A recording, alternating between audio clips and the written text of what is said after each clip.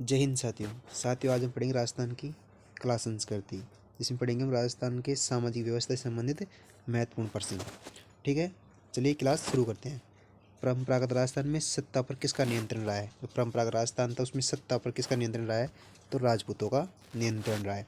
फिर आता है राजपूत काल में समाज क्षत्रिय, वैश्य, ब्राह्मण, शूद्र 4 जातियों में बटा हुआ था, जिनका उच्चता क्रम क्या था? मतलब बड़े से और छोटे क्रम में कैसे थे? तो सबसे बड़े ब्राह्मण थे, फिर क्षत्रिय थे, फिर वैश्य और सबसे छोटे शूद्र थे। ठीक है, फिर आता है राजपूत काल में कौन सा धर्म अधिक लोकप्रिय हुआ है? तो हिंदू धर्म अधिक लोकप्रिय हुआ है। फिर आता है उदावत, जोधावत, कुमावत, पत्तावत, मेड़तिया किस राजपूत वंश के उपकुल हैं? तो राठौड़ वंश के उपकुल हैं। फिर आता है किस जनजाति के गोत्र जैसे चौहान, देवड़िया, सोलंकिया, बाघेल आदि राजपूतों से मिलते जुलते हैं? तो सहरिया जनजाति के गोत्र मिलते हैं। प्राचीन काल में राजपूतों के घरों में दाई के रूप में किन की स्त्रियां काम कार्य करती थी? तो गुर्जर समाज की स्त्रियां दाई के रूप में कार्य करती थी। पुष्करना ब्राह्मण राजस्थान के उत्तर और पश्चिम भाग में बसे हुए थे। पहले वे किस प्रदेश में रहते थे? तो जैसलमेर प्रदेश में रहते थे। श्रीमाली ब्राह्मण अपनी उत्पत्ति श्रीमाल खंड से बताते हैं। वहाँ से ये धीरे धीरे राजस्थान में कहाँ फैल गए हैं? तो मेवाड़ और मारवाड़ क्षेत्र में फैल गए हैं। फिर आता है पुरोहित में से श्री पुरोहित। पुरोहित में श्री पुरोहित अधिक प्रसिद्ध है, जो धेदाड़ी राठौड़ के नाम से भी प्रसिद्ध है। इनकी अनेक खापें हैं, जैसे सेवड़, दूधा, राजगुरु, ओमिया, शोडा आदि। ठीक है, फिर आता है अंग्रेजों ने जाति प्रथा को समाप्त करने के अथक प्रयास किए। इनमें महत्वपूर्ण प्रयास था तो अंग्रेजी शिक्षा का प्रसार। ये 1835 में लागू हुई थी भाई अंग्रेजी शिक्षा। ठीक है, फिर आता है 12 जिले में किस अनुसूचित जनजाति का बाहुल्य है? तो सहरिया जिले में। और ये 12 जिले की 2 तहसीलों में निवास करते हैं, एक तो साहेबाद और एक किशनगंज। गंज। ठीक है, फिर आता है ऐसी जाति जो स्वयं को हिंदू मानती थी परंतु हिंदू धर्म के नियमों को नहीं मानती थी, तो ये मेर जाति थी ऐसी।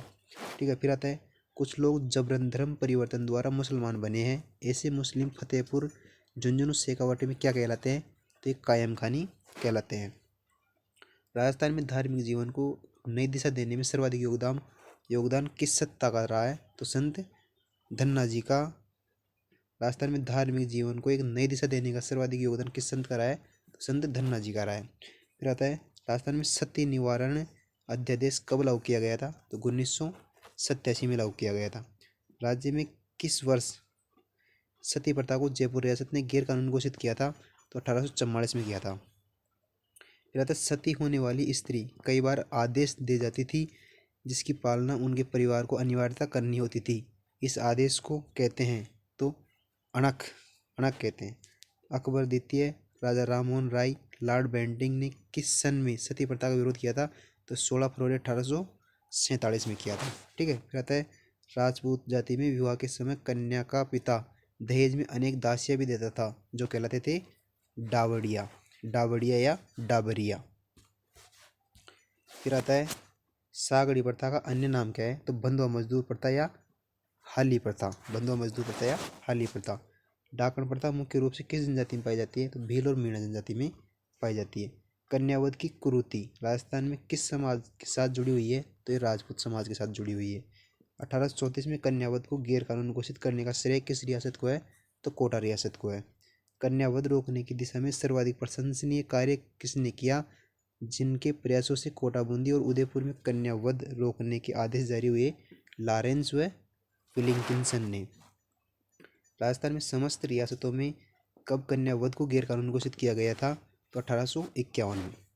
सगाई से लेकर विवाह संपन्न होने तक सादगी किस समाज के बुनियादी रिवाजों में पाई जाती है? इस समाज में वर पक्ष कन्या पक्ष को अपने आप को ऋणी मानता है, तो पुष्करना समाज में। राजस्थान में चंद्र ग्रहण के समय दान देने और पूर्वजों की आत्मा के बुलावे हेतु कौन सी प्रथा प्रचलित है? तो राती जगह प्रचलित है। ठीक है, फिर आता है ग्रामीण क्षेत्रों में आज भी बाल विवाह किस अवसर पर अधिक होते हैं? तो अक्षय तीज या अक्षय तृतीया के अवसर पर। ठीक है, फिर आता है राजस्थान में जो दासियां उपपत्नी के रूप में स्वीकार कर ली जाती थी, उन्हें कहा जाता है पड़दायत, पासवान या खवासन। रनिवास में शामिल की जाने वाली दासियां कहलाती थी डावड़ी। किस प्रथा के अनुसार पत्नी अपने पति को छोड़कर किसी अन्य पुरुष के साथ रह सकती थी?